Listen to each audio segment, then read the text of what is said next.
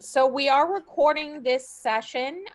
This is for our February 24th honest conversation. How do I know what job I am qualified for? And I'm going to be one of your co-hosts today. My name is Elizabeth Novak, and I am the program coordinator from the Discoverability Network. And I have the lived experience of having a disability. I have low vision, so I can share with many of our participants who are joining us today in that lived experience. And I would like to introduce my other co-host, Elizabeth Moeller, who will be called Liz for the duration of this webinar. Liz, can you introduce yourself? Absolutely. Hi, everyone. My name is Elizabeth Moeller, or Liz today. I work at Ryerson Magnet as a project coordinator. I also live with a visual disability and have since birth, and I'm a doctoral candidate at Western University, and I'm really looking forward to co-hosting today with Elizabeth Novak. Thank you so much, Liz. That's great to hear. And just so everyone who knows that if you're joining us, you will be receiving in the next day or so, you will be receiving a copy of the PowerPoint presentation, so you don't have to take any notes. Okay, it will be sent out to you. And you're more than welcome to put your questions into the chat as well during the presentation, and we will be happy to answer your questions for you. Okay. So let's get started. The Discoverability Network is proud to present To Apply or Not to Apply, Are You Qualified for the Job? Can we have the next slide, please? So we're going to do a brief land acknowledgement. The Ontario Chamber of Commerce acknowledges that the work we do takes place on the traditional territory of the Mississaugas of the Credit, the Anishinaabe, the Chippewa, the Haudenosaunee, and the Wendat peoples, which is now home to many diverse First Nations, Inuit, and Métis peoples. Our regional hubs and partners across Canada similarly gather on the traditional territory of many Indigenous nations who have cared for these lands since time and memorial. Can we have the next slide, please? So what are we going to talk about today? We're going to talk about the important question in your job search: to apply or not to apply to a job. We're going to look at your skills inventory. What skills should you include in your cover letter, resume, your job application? What skills, might not be as important? Job postings, what is not negotiable in a job posting, and tips to improve the odds of landing the all-important job interview. Elizabeth, I'm so sorry to interrupt. Somebody in the chat's saying they're hearing an echo and repeating of words. I'm not hearing that. You sound clear as a bell to me, but I just wanted to flag that. Okay, I'm not sure what that is. I really don't know. Hopefully we can look into it. Okay, so we're going to go on to the next slide, please. So what is the Discoverability Network? All right, so you can log on to our website. It's www.discoverability.network. And the Discoverability Network offers three main features. They're all free. We're an online job matching platform that connects businesses or inclusive employers to job seekers with disabilities in order to meet workforce needs. And of course, we're experiencing labor shortages across Canada. I believe over 1 million jobs in the coming future need to be filled. So you can log on and create a job profile as a job seeker with a disability and be connected to inclusive employers. And all you have to disclose is that you have a disability, not the type or any other personal information, and you have access to jobs. We also offer free training on a variety of disability and disclosure topics that include disclosure and accommodations in the workplace, job search and telling my story, professionalism in social media, how to sign up and create a job profile on the Discoverability Network. And we do this training for job seekers, employers, and employment service providers. And again, that training is all free. And we do networking events such as the one today, where we connect employers to job seekers to build disability confidence. So we have our honest conversations every Thursday from 1 until 2 p.m. and other networking events where you can come on and learn about an employer, learn what their company is looking for in hiring candidates and how you can apply. All right. And what I'm going to ask my colleague Jeff, what I'm going to ask my colleague Jeff or Megan to do, could you please put the Discoverability Network website address into the chat, and perhaps my email? If you have any questions, you can reach out to me. Okay, please don't hesitate. Can I have the next slide, please? And there's the website address again for anyone who is interested. Okay, next slide, please. Okay, so this is me to apply or not to apply. All right. So I hope that the echo has resolved itself, but we'll keep working away at that. So ideally, you would have a 100% match to job requirements, but it's rarely that clear cut. That's why we say ideally. Quite often, you're not going to have 100% of the qualifications and the skills and experiences that are needed for the job. The employer is generally looking at a couple of key things that we want to talk about today. So education qualifications. This could be anything from a degree, a diploma, a certificate.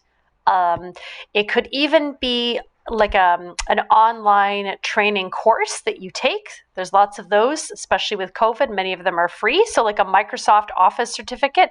So it doesn't have to be formal post-secondary. It might be, but it could be things that you take online to help be more employable. Work experience. So job type, industry, tenure, that's kind of just a fancy way of saying like number of years that you've worked. So the job industry could be things like perhaps you're in education, perhaps you're in training, perhaps you're in sales. So those are the kinds of things that they're looking at when they're thinking about work experience. Credentials.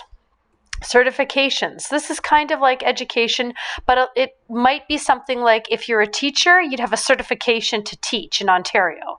You'd have your Ontario teacher certification. If you're a social worker and you're practicing, you would have your registered social work designation. So these are certifications that are often needed in specific careers. Qualities and soft skills. So these are things that you develop over time. Might be things like good listener or empathetic or good communicator, and we'll talk about all those later.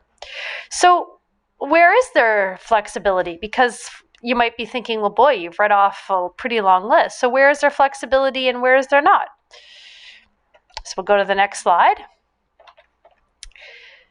So job postings are often a wish list of things that we would like to have, not a non-flexible list. So it's kind of like this would be the blue sky thinking, the dream candidate, but oftentimes we don't have all of these in a candidate, even in the best candidates. And hiring managers know they probably won't find the candidate that meets 100% of the criteria. That's just kind of par for the course. Do you have some of the skills necessary? How many? So thinking about, well, how many of the skills do I have? How large is the skill and experience gap? So the gap between the skills I have, the experience I have, and the job I'm looking for. So are they saying, for example, 3 to 5 years and I have 2 to 4? So kind of thinking about all those questions as you're applying to jobs. Do you have similar or transferable skills? So a transferable skill is a skill I can take from one job or one industry and apply it to another. Or in my case, maybe even from my education. So I'm in graduate school, I'm certainly developing lots of skills, writing, presentation skills, communication skills. Those are transferable. I can take them and I can do something like I'm doing today. I can do a training. So for instance, here's an example here. For 1 year, so you can see here that we've got an example here. With 1 year of work experience, a job posting for 3 to 5 years, you could probably apply for, but a role asking for 10 years is not a good bet. So Elizabeth Novak, do you want to take us through what is not negotiable? What is not negotiable? And this is so true. So professional licenses, accreditations, and certifications. So I recently got my certification in leadership, accessibility, and inclusion from Ryerson University. This is something that I'm going to put on a resume. I'm going to put the dates that I completed my certification. This is non-negotiable because this is education. These are certifications that the employer can check up on. Highly specialized knowledge, usually in technical fields, like if you're an engineer, you can't kind of not, if you have those skills, you can put those on your resume. Otherwise, don't list them. Languages, for example, French. Okay. If you're bilingual in French, you're going to put that, but otherwise they're going to figure out pretty quickly that you can't speak the language. What about physical abilities if related to job tasks? So you're required for a job to be able to lift 30-pound boxes. You need to be able to say that you can do heavy lifting if it's stated in the job description, because that's part of what the employer is asking for. And these things are non-negotiable. Can we have the next slide, please? Okay, so what is often flexible? So I know in my personal experience, and I've applied to many jobs, rarely you're not gonna meet 100% of the qualifications, okay? And work experience may be the equivalent to the education qualifications that you have from post-secondary institutions like colleges or universities or high school, okay? I know I've certainly applied for jobs where I've had more education than work experience. Volunteer work or internships may be the equivalent to paid experience.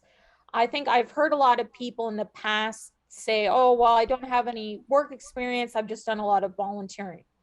Volunteer work is just as valuable as paid work experience, in my opinion. What do you think, Liz?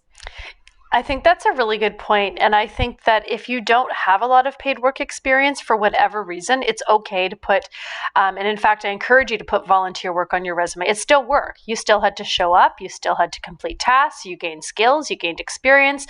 You probably were even able to develop your soft skills and your those qualities that we talk about. So volunteer work is really important. It shouldn't be underestimated. And I think the other thing to note about volunteer work is that that's again a great building block if you're needing references. So if you're struggling with maybe where to find references or get work experience, volunteer work is a great place to start. Okay. And of course, education may be equivalent to work experience. That is so true. And transferable skills might be equivalent. So sometimes I've heard people say, oh, I don't have any skills. Think about what you've done in previous work or volunteer experience. Have you worked on a computer? Have you done teaching or facilitating of group projects? Have you done communication skills, written or oral or speaking? All of these skills are transferable, okay? And employers really like when you list your transferable skills in a resume or in a cover letter. Perhaps you have experience in the job industry, but not in the specific role that you're applying for. Or you have experience in the role, but not the job industry. So perhaps you have financial auditing experience, but not environmental auditing, okay? But they could be similar. And also things that are flexible, especially right now in our post-pandemic world, doing things in a different way, i.e. working from home. Working from home is now kind of the new normal because of COVID, and a lot of people are liking this flexible option.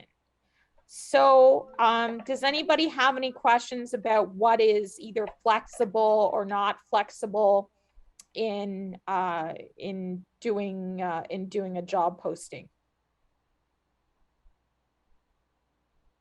Oh, it looks like we have a question. Oh, no. And so just to let you know, we're working on the closed captioning to try and get that fixed. All right. Okay, we'll carry on to the next slide, please. Fantastic. All right. Okay. So there are often misperceptions about the hiring process. It's not meant to be sneaky. It's not meant to catch you in a mistake. It's really just meant to find a match between what the employer is looking for and what the candidate's able to bring. Now, advocacy, relationships, or a creative approach might compensate for not having the requisite skills or experience. But I want to be really clear here that a creative approach doesn't mean being dishonest. So there are certain skills, like Elizabeth very aptly said in the previous couple of slides, that we really need to make sure we have. So licenses and certifications, you can't be creative and say you have a license to practice social work, for example, if you don't. So being creative doesn't necessarily, it takes a little bit of care. And this is maybe where you would be working with an employment service provider, because creative really does still need to be honest. And I can't stress that enough. So for example, something that comes to my mind is what I said in the last slide. I could talk about my experience as a graduate student, some of the skills that I've gained, some of the work I've done, and how that might translate or transfer into a job doing training. So that's creative, because maybe I haven't applied for a job as a trainer before, but perhaps I can take some of those skills in my education and I can translate those into a cover letter that's appropriate for a training job. So being creative, advocacy and relationships. So that's really, again, just about thinking about people that can help leverage connections with you and for you, informational interviews, being able to understand what your skills are and work with people to develop those, like employment service providers or accessible education centers. That's what's meant by that. But yeah, just being very mindful that a creative approach still means we need to report honestly about our credentials. So next slide. Liz, Yep. before we go to the next slide, we've got actually 3 questions here. Okay, do we want to do those now or save those to the end? Let's just do them now, if we can. Okay. How do you deal with driving as a requirement for a desk job? Yeah, that's a good one. There are a lot of jobs that do require a license. So some of them are necessary, right? Like if you're being an Uber driver, but some of them, I applied for a lot of jobs in the social service industry and they required a license because you needed to go see clients in their home. So in my cover letter, this is what I did. I actually worked with an employment service provider and said, although I don't possess a driving license, I'm versant in the public transportation system as well as rideshare and paratransit, and thus I'm confident I'll be able to travel to the necessary appointments. Because what they're really trying to make sure is that you have transportation to get from A to B. Now that depends where you're applying.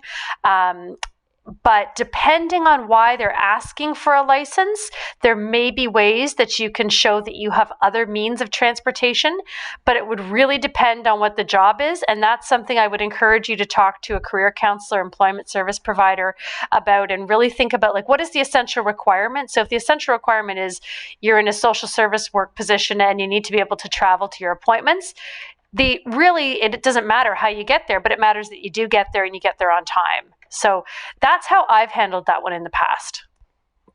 And I know I don't apply to jobs myself that deal directly with you need a driver's license absolutely to do the job, because I can't drive myself. So I look at budgeting in my job for, let's say, if I have to take a public transport or if I have to take a taxi. Sometimes the employer might pay for that. Otherwise, I'll put it into my budget. And I look at applying for jobs where I can make the commute. So it's really a personal choice as to how much information you disclose, as Liz said in your cover letter, or what types of jobs you're willing to apply for. And the second question we had, does the Discoverability Network have connections to potential volunteering opportunities? They find that a lot of positions require up to 3 references, and this can be challenging to obtain. And actually, yes, the Discoverability Network does have volunteer positions advertised. You put that in your job preferences section when creating your profile that you're looking for volunteer jobs. Okay. All right. So moving on, back to the slide, Liz. Okay, next slide. So word choices can often be problematic, but don't let them scare you off. Tone includes what words we use, grammar, humor, descriptions of a business. They all matter. Keywords and titles can attract some groups more than others. So power words like proven or aggressive or superior appeal more to males. And we can even think of this in terms of disability. There might be certain words that that are more sort of in line with able-bodiedness, but it's job postings. Really, the words aren't meant to scare you off, but there might be some buzzwords there that can seem intimidating. So, you know, really, we really want to think about keywords and titles and how they might attract groups, and that is a form of bias for sure. Men apply to jobs where they meet 60% of criteria, and women apply to jobs where they meet 100% of criteria. So that's an interesting statistics.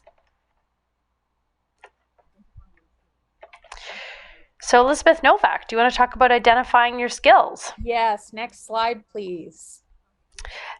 And Sunja has a question. I don't know if you want to go through that now, Elizabeth. Sure. How do you okay, that's a great question. How do you deal with years of experience gap that happen due to health and personal reasons? That is an interesting question. Liz, what's your feedback on that? Yeah, I mean, I think that there's different types of resumes. So if you're working with an employment service provider, they might suggest a functional resume, or they might suggest filling in those spaces with, if you've done some volunteer work, perhaps the other thing too. And again, it like, you don't want to be disclosing in any situation that you've had a personal health issue. But in the way you're phrasing your experience, in the types of resumes that you use, so like that functional resume could be one way to do with it. I think that's a great conversation to have with your employment service provider. If you've done other things, like I said, volunteering, that might be a way that you can include that in those gaps. Perfect, thank you. And we also had a question, does the Discoverability Network have physical building locations? We actually work we're a part of the Ontario Chamber of Commerce, which does have an office, but you can reach us through email. Okay. Perhaps Jeff can put the email in my email in the chat. Once again, you can reach out to me. We're working virtually these days right now because of COVID. So you can reach out to me. Please don't hesitate to. All right. So identify your skills, apply to jobs that are right for you. And this is really important. Knowing your skills will build your confidence, and this is so true. Also, knowing your skills will help you identify which jobs you are qualified for. So you want to identify the skills you need to reach your goal, say applying for a specific job or in a specific job industry. You need to identify what your gaps are and upskill, train. So upskill means to train or take online courses or certifications if needed. I know I did that because I wanted to get into accessibility work. And so I went and got my professional certification in leadership, accessibility, and inclusion from Ryerson University while I've been working in my current job I'm in now. So I have more skills. And while you're unemployed or underemployed, you can also look at taking free courses, attending webinars, or maybe enrolling in some distance learning education to update your skills. There's a lot of different options out there for you. Can I have the next slide, please? So there are things called skills inventories, and 57% of company leaders say that soft skills are a higher priority than technical skills. So soft skills might be your communication skills, your written communication skills, your oral communication skills, your teaching skills, all right, versus technical skills where maybe you have computer skills, graphic design, working with Microsoft Office. There are many ways to group skills, and what we consider, what are the essential skills do you have? And there are actually 9 essential skills listed by Skills Canada. What are the soft skills do you have? Characteristics like interpersonal qualities, and everybody has these skills that I mentioned, like leadership skills or ability to adapt and be flexible in situations. What life skills do you have? So you could have a driver's license. I have first aid certification, internet research. A lot of people have that, including myself. And then what hard skills do you have? And these are usually learned through your high school education or post-secondary education or working on the job. Do you have anything else to add to this, Liz? One thing, a skill that I have that I guess a certification is mental health first aid. And that's something that you can do online during COVID. There's a lot of, again, if you wanted to sort of boost up your skills, there's, like Elizabeth said, a lot of courses that you can take online as well that are free through the library or through lynda.com. So that's always an option. All right, perfect. And also, how do you deal with the employment gap when there has been an accident and which has taken you out of commission in all aspects for years, so that you can recover physically and mentally? That's a good question. Can you answer that, Liz? Yeah, I mean, I think I would say, a couple of things. Like I said with the other question that was asked, there's different types of resumes, and your employment counselor can really help you to tailor your resume and also tailor your answers.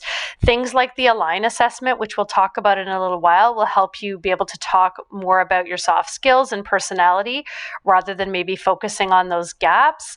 And in terms of recovering, I think that, without knowing your specific situation, which we're not going to get into today, I think that that's really important so that you're able to come back into the workforce and be able to focus on job search. But again, I would say my advice would be to tap into the resources that are out there, like employment service providers and other social service supports, to make sure that you're well supported in your job search and in your recovery. Perfect. Thank you. Can we have the next slide, please?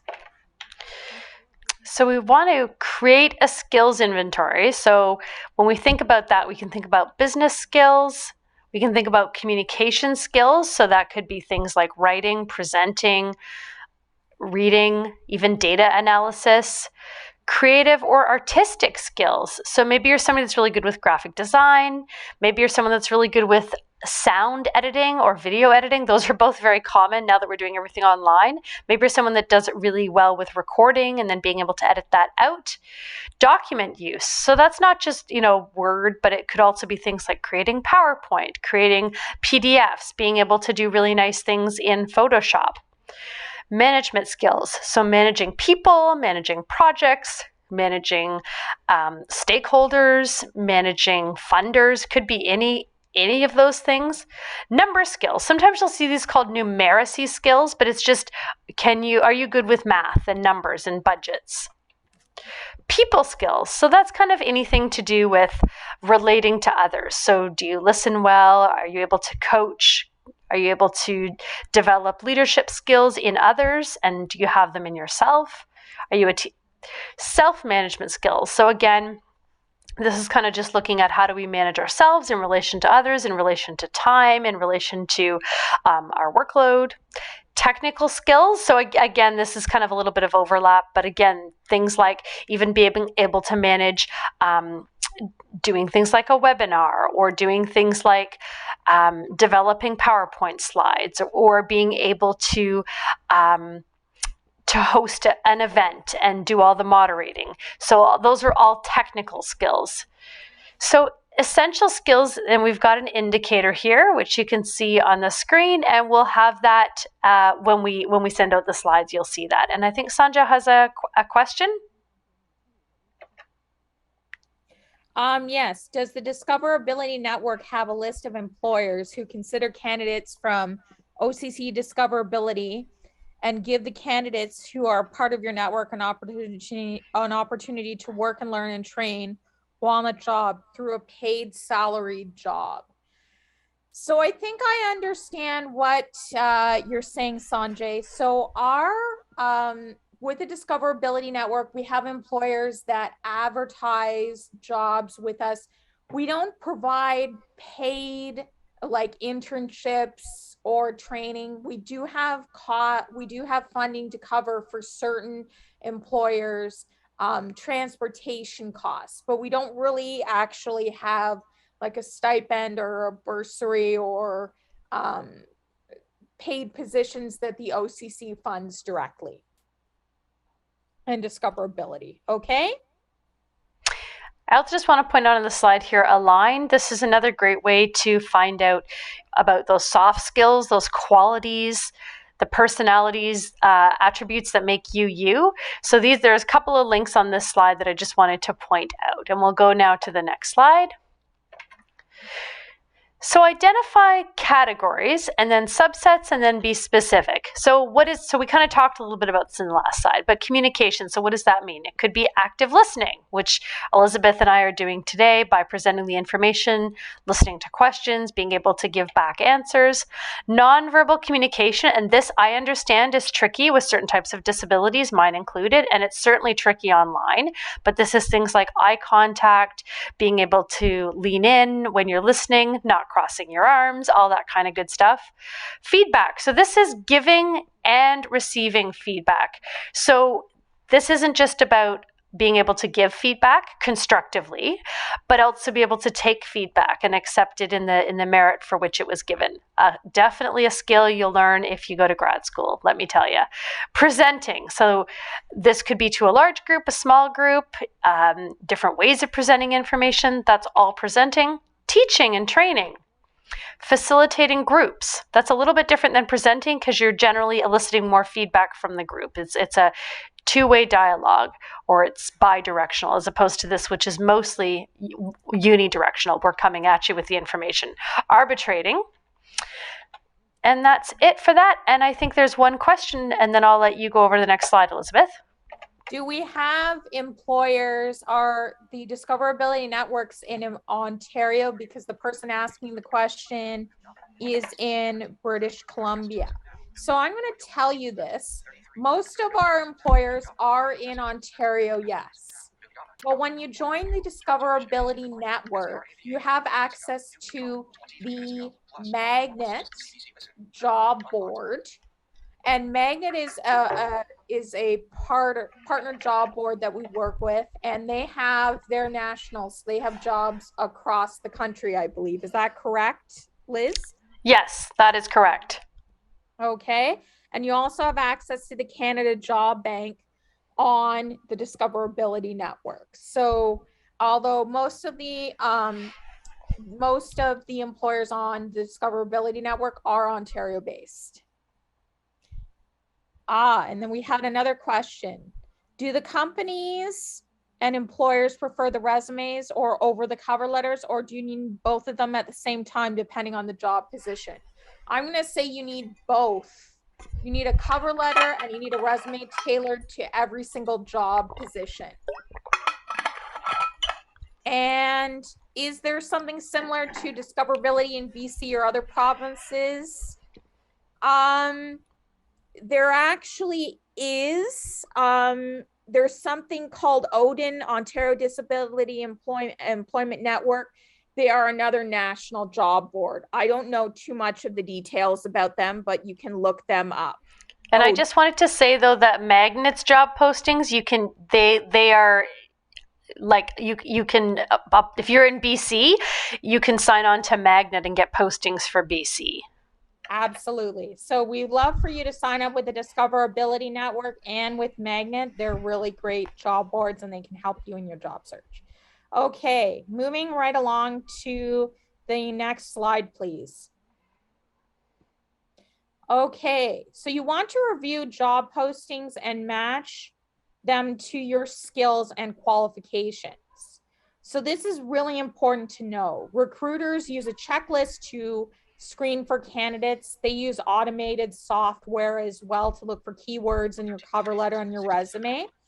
And your application may be rejected for jobs because you failed to make it clear how you meet the requirements. So you need to review every job posting. This is so important. And to identify the stated and maybe sometimes the hidden job requirements, read between the lines, and maybe there's some qualifications that you may actually have that would be useful to the job that you can put in. Elements, qualities, or skills relevant to the field you are looking for work in. Okay. And you need to identify what these are and then modify your cover letter and your resume so that you are using the same terminology as the job description. This is called tailoring your resume. So what I have a generic, a template cover letter. I have a template resume, and every time I apply for a specific job, I will write a specific, I will take that template and use it to write a specific cover letter and use a specific resume for the job. I will use language in the job description, keywords or phrases that are in the job description. But I also, and I used to make this mistake in the past, I would literally cut and paste the job description into my cover letter and restate it word for word. You need to be kind of more flexible in your language, okay? And make it so you're using keywords or phrases, but you're not parroting back word for word what the job description is. Do you have any other advice, Liz? I think the only other advice I have is try to be consistent with language. So if they're saying customer service representative, that's the language you use in your cover letter. You don't refer to client services representative or sales representative, but you're really just being consistent to make sure that whatever language they're using, that's sort of matched in your cover letter and in your resume. But as Elizabeth Novak says, that doesn't mean kind of taking word for word. It just means being consistent and mindful with your language. All right, can we have the next slide, please? We're getting into something my friend Liz can attest to very well. Align. Can you tell us what Align is, Liz? Absolutely. Align is a personality assessment. It's not a test, it's an assessment that's free. And it matches job seekers to roles, but it also, and more importantly, allows you as a job seeker to understand a little bit about yourself. So we talked earlier about soft skills, qualities, personality traits. Align helps you identify what those are. It's 144 questions, and at the end you get a really nice report. And why I like it is it gives you some really concrete language to use so that if somebody says, tell me about yourself, you can say something a little bit more innovative than I'm a team player and I work hard. It gives you some words that are very unique to you. No two people have the same report. Mine is very similar to a colleague of mine, but even ours has some slight differences. No two reports are exactly the same. And they're really designed to help you think through how your personality can work for you. So if we go to the next slide, I kind of talked about this, but Align can really help you with those transferable skills. So it can help you find ideas for qualities and soft skills, kind of helping you develop those into ways that you can talk to an employer. So it can give you some language to use. So you can see kind of this true colors in order here. So commanding red and conscientious blue. then inspiring yellow, and then empowering green. So the commanding red is the one that I identify with the most. My report is mostly red. It has a little word cloud, and the bigger words are where I'm stronger, and the smaller words are where I need to perhaps develop. They don't use the word weakness, but perhaps develop or grow. So words for me like commanding, outcomes focused, logical, task oriented, tough. And interestingly, the thing with align is sometimes at face value, these words don't sound particularly positive, but actually being tough can be a good thing. Not necessarily to be tough on people, but it means maybe that you can have difficult conversations. You can address the elephant in the room. You're able to really be that person who can take the lead when there's sort of a stalemate and be able to talk through some of those really difficult ideas. So that can be a good thing. So thinking through, who am I and how do I want to describe yourself? That's what the Align assessment can do really well. And it can help you find ideas for qualities and soft skills to add to your resume. So again, somebody asked earlier about, how do I address gaps? Align can really help with that because it's focusing on your soft skills and your personality. So this might be some language you could add into a resume and help sort of bolster those gaps up. Elizabeth Novak, do you want to add anything? Well, actually, I've got some questions because Sure. People have been asking about cover letters and resumes, and this Align kind of can help with that. For sure. But how long should a cover letter be, and how long should you spend writing your cover letter? Your cover letter should be about a page. Yeah, for sure. And how long you spend writing, it depends on your own personal writing process, and it depends on the job. It depends if you have a previous template that you can pull from, like Elizabeth spoke about.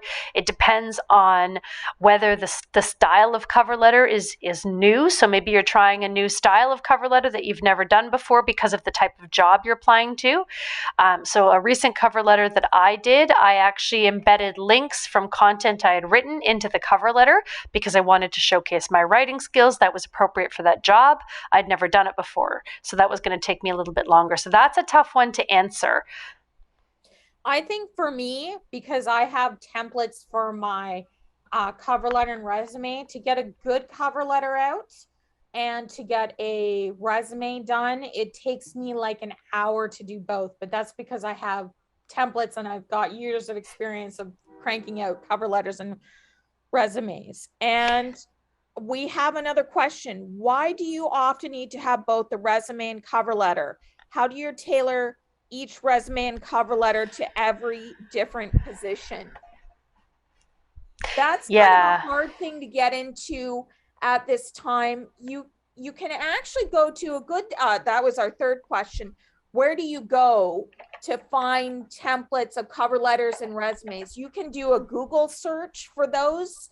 And there are different types of cover letters and resumes for depending on what job you're applying to or in what field. You can find templates from websites. Okay, you can go to an employment counselor or an employment service provider, and they'll actually help you to tailor a template cover letter and resume where you can just change around some of the wording or enter a new address for an organization or company that you're applying to.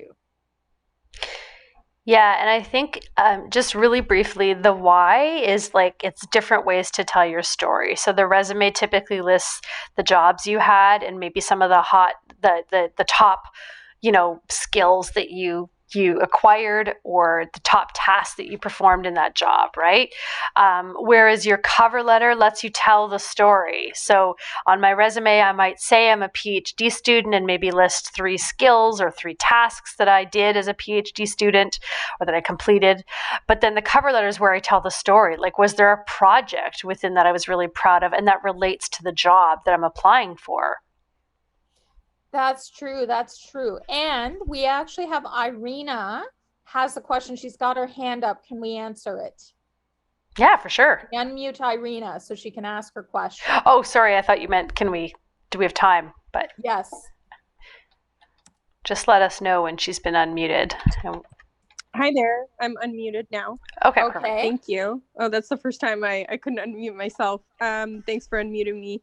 So I had a question, but I also just wanted to comment on this topic of a template. I think something worth mentioning, and this is just my perspective, so feel free to correct me if I'm wrong, but everyone starts with a template of some sort from a resource online, but at the end, it's helpful to develop your own template when you go to modify for each position. So it ends up becoming Irina's template, and it should be like no one else's. And in fact, if you were to share your own template and share it with a friend and it looked similar, then you would be able to tell that they were copying yours. So every template should really be your own unique template if it truly reflects your skills and experience. So just wanted to make that comment. And then also I wanted to ask Elizabeth, well, either of you, if you've done, I know one of you has done the Align test, but how long does it take to do it? Or how long did it take you to do it? And could you take pauses? Because it sounds like a big questionnaire. Yeah, it is a big questionnaire. Those are great questions. So because it's 144 questions, you can save at any time and come back to it. The other thing that you can do absolutely is take pauses. For me, because I use assistive technology, it did take me close to an hour, but the time that is recommended to set aside is 35 to 40 minutes. Okay, perfect. So can we have the next slide, please? Great questions, everybody. Okay, when we know our skills and abilities, we can tell our story better. This is so true. When you're doing job applications, you're really telling the story of you. You're showcasing your abilities, your hard skills, your soft skills, your work experience, your education. I want to also say your volunteer experience and how you do things in a different way. And so what do I mean by that? And personal experience as a person with a disability, I can say certainly during the application process that having a disability makes me more adaptable and more flexible in situations. And it's made me a strategic thinker in learning to deal with challenges or obstacles that have come up because of my disability. And it's made me more creative.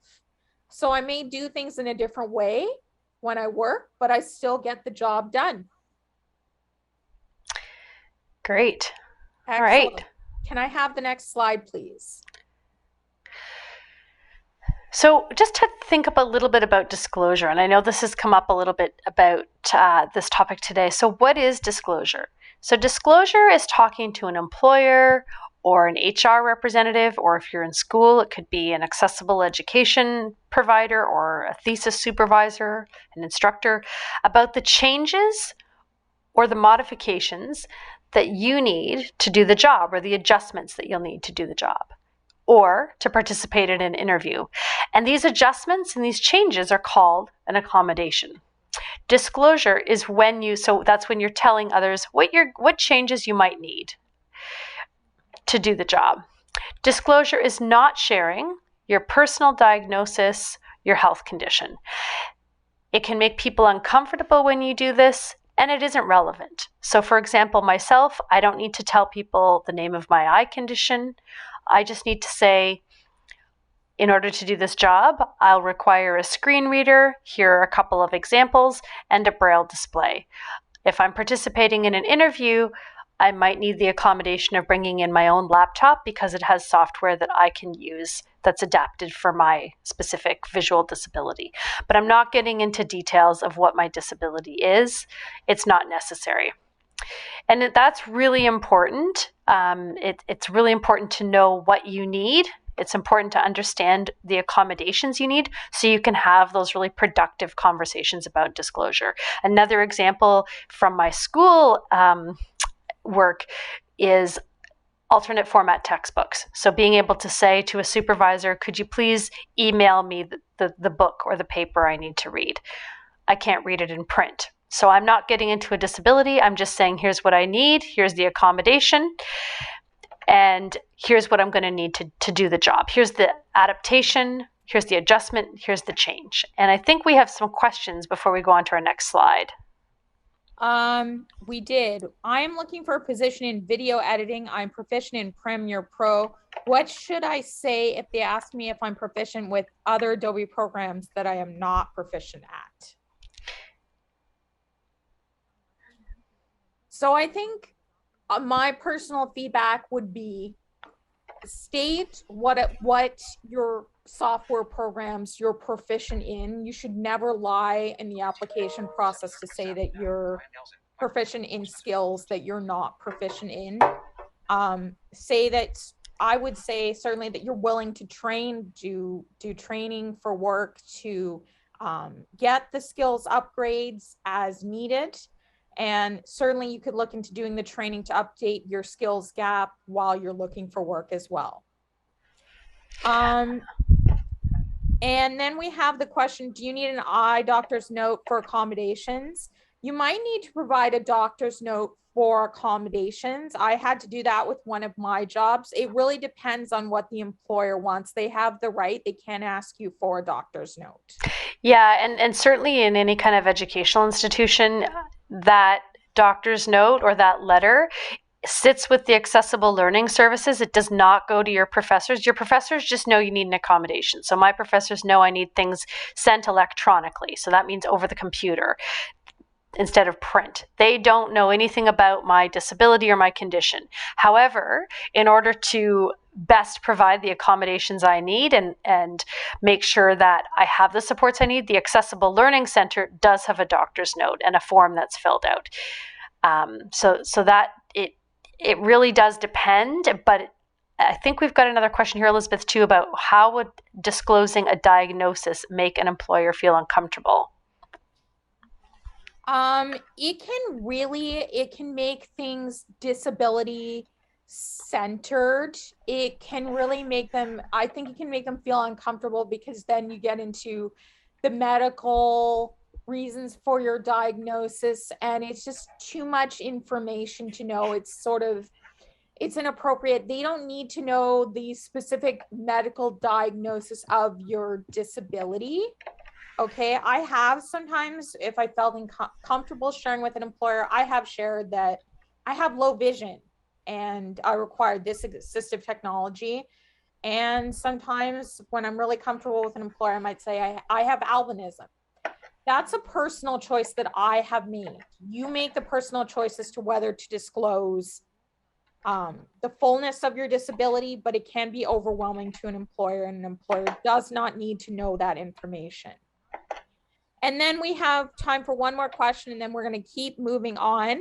What if you know what your disability is, but then you don't know what the disability accommodations that you need? We're actually going to get into that in the next slide or so. We're going to talk to you about resources. There's a really good online resource. Can you go to the next slide, please?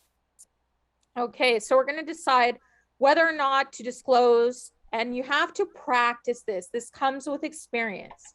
Who are you going to disclose to? The recruiter, to the interviewer, to the HR manager? Who are you going to disclose to? You have to make sure that they're going to keep that information confidential when you disclose.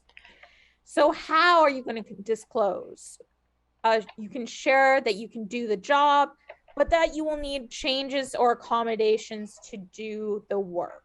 Okay, so you can do the job just like anybody else, but you need some accommodations in place to help you to do so. And when are you required to disclose? And you're legally required to disclose a disability if it relates to doing a job properly or to health and safety. So for example, if I was going to be a TTC driver and you have to disclose you can't drive. Well, if the job requires you to be a TTC bus driver, that could be a problem. It's health and safety, all right? And you can disclose at any time during the hiring process, either in your cover letter, if you want to. You can disclose during the job interview, or some people will wait until they're actually hired by the company, they've signed a contract, and they will disclose then. And why do you want to disclose? Is it relevant to the position? Will it make you feel better? You know, kind of bringing your authentic full self to work and disclosing and just being honest. And it can give you access to the tools or changes that will help you to do better during the interview process or in the workplace. And there are many reasons to disclose. It is your personal choice. Can we move on to the next slide, please? So do you need an interview accommodation? You may require changes to the interview to be your best, and that's completely okay. You want to be your best at the interview because remember, you're making an impression. So common accommodations might include the physical space. So if the interview is held in a location that has stairs and you're not able to do stairs, perhaps changing the location of the interview. Maybe it'll be virtual. Time or timing. So I have a couple of colleagues for whom early mornings are really difficult. So that's okay. You might ask, is it possible to have an interview midday or in the afternoon? Communication. So this could include things like sign language at an interview. It could mean getting questions written down prior to them being asked. So you have them visually in writing and verbally as you're listening to them being asked at the interview. Communication could also mean how you deliver the information. So maybe you deliver it, maybe your answers are pre-recorded. So there could be all kinds of ways that communication is accommodated, even just something as simple as repeating questions or needing some time to think about questions. Those are all examples of communication. Support person or service animal. So those are both really important for certain types of disabilities. Modified interview format. So I kind of was getting into this. So maybe it means breaks. So if the interview's an hour, 30 minutes, you take a break. Maybe, like I said, it means getting the questions in writing. Maybe it means that you have time during the interview to write out your answers and then read them back. So it just means kind of doing things a little bit differently, but not lessening the requirements of what the interview is trying to get at. So ask for an accommodation if you need one. And if you're not sure what accommodation you need, employment counselors can be great resources. I've mentioned them a number of times today. Accessibility Center at your university or your college. Disability organization or consultant. Job Accommodation Network, searchable online accommodation resource. And we've got some links here, and you'll see those when you get your slides at the end. So those are both really important resources there at the end. Searchable online accommodation resource, SOAR.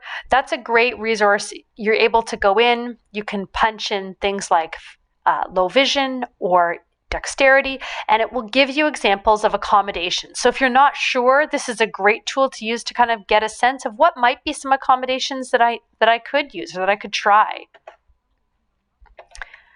Can we have the next slide, please?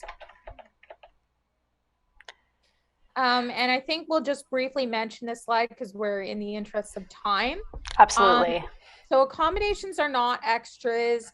They let you be the best you can be in the interview or on the job. So it's not like, and some people sometimes think asking for accommodations are not extras. The employer is required to provide the employee or you with accommodations as long as it does not cause undue hardship. Okay, can we have the next slide, please? Okay, so we want you basically to consider that job postings are often subjective. So job titles can change over time. They can vary by company, location, and can mean different things to different industries.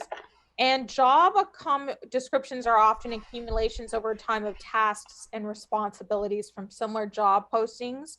You might have the equivalent education, work, or volunteer experience needed to apply for the position. And a job posting or job description, they're often wish lists. So a person rarely meets 100% of the criteria. If you meet the core ones, then you should apply, okay? Can I have the next slide, please? All right. You need to make sure that you have a master resume that can be adapted for each job you apply to. So the master resume should contain all of your work, education, certification, skills. That's that kind of template resume we were talking from, that you work from. And when applying to jobs, you want to use those parts that apply, and you use the language from the job position or posting to draw on how your experiences match what the employer is looking for. And it's taken me sometimes a full day to do a job posting, just because I want to make a really good first impression or job application. It takes me a full day to do that application to make sure that I am making a good first impression for the employer. Can I have the next slide, please? We sort of touched on this earlier, so just really quickly about gaps. You can address those gaps by talking about transferable skills.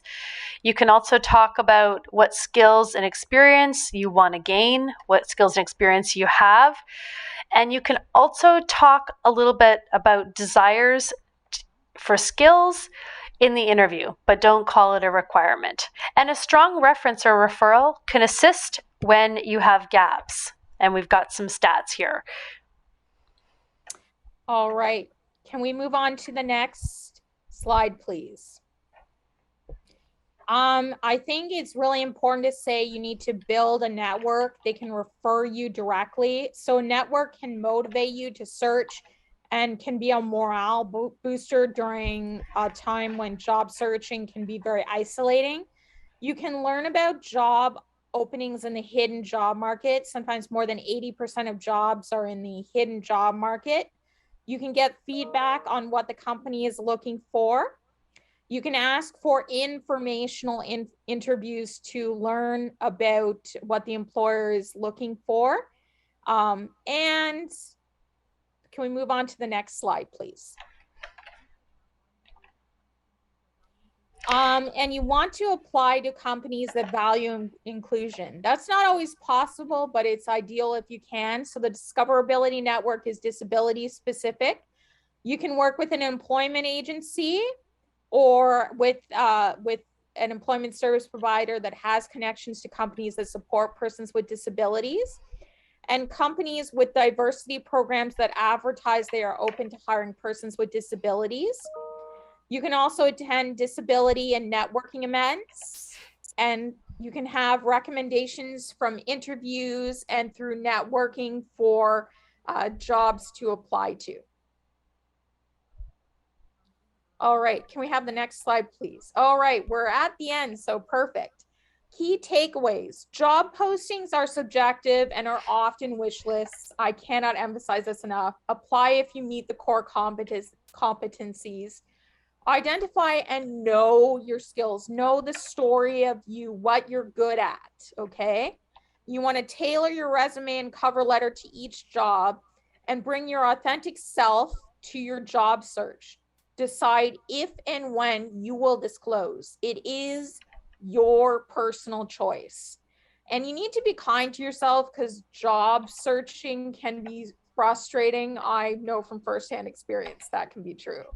And you need to use a wide variety of job search tools and approaches, including the Discoverability Network, the hidden job market, Align, online job boards, informational interviews, and networking. Think of job searching, you need a toolkit. Don't put all your eggs in one basket for looking for a job. All right. So I think we're going to stop share. Oh, and also you can contact me, Elizabeth Novak at occ.ca, or my colleague Boyne Mitrovic at occ.ca if you have any questions. We had just one or two other questions in the chat. We had from Evan. We had, what is mentioned by undue hardship? I talked on that in one of the slides. Liz, can you tell us what undue hardship is as it relates to a organization applying accommodations to an employee? Yeah, just really quickly, it's the essential requirements of a job, right? Like, and if they were so undue hardship means that if they accommodated you, it would cost an inordinate amount of money or time, and it would take away from the essential requirements of a job to accommodate you. And we also had the question very quickly, how are a master resume and a master cover letter created? Not to go into details too much, you can you can Google it and look for a template resume. Okay, and it will provide you with the outline of the language that you use.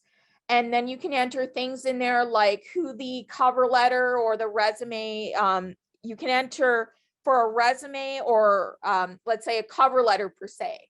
You can enter who the cover letter is for. There's a space for entering the address of the organization and a space where you can put bullet points of all your kind of key skills, but it gives you the language along with the resume. There are templates for resumes. Generally, resumes are about 2 pages long. Okay.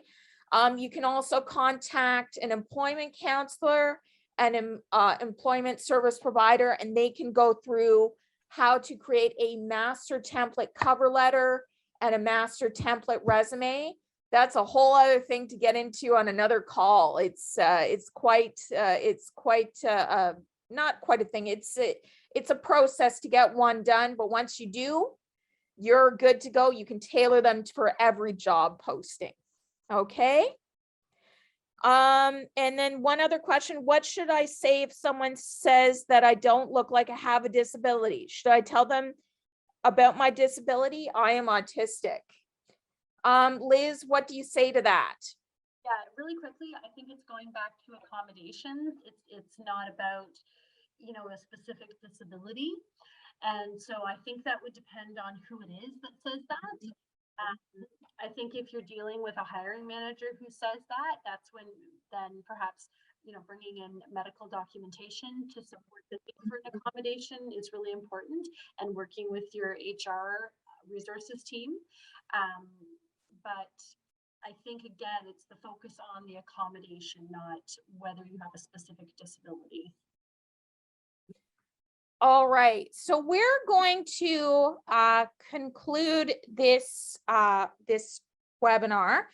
Just to let you know that for next week, our Honest Conversations webinar on Thursday, March 3rd, will be on job search and mental health strategies you can use for improving your mental health and working well during your job search. We're going to have some people from Durham Recovery College, CMHA coming in and doing a wonderful webinar on that. Okay, I would like to thank Liz Moeller for all of her help today, and our 2 brilliant ASL interpreters, Melanie and Amelia from the Toronto Sign Language Interpreter Service, for doing such a wonderful job for us again. And you will be receiving a copy of the PowerPoint presentation, and we will get a copy of the transcript of the chat because we've had so many questions. So perhaps we can have Jeff stay on the call and download the transcript of the chat for this, and then we'll send that out to you in the email that you will receive tomorrow. So thanks, everybody, and have a great afternoon.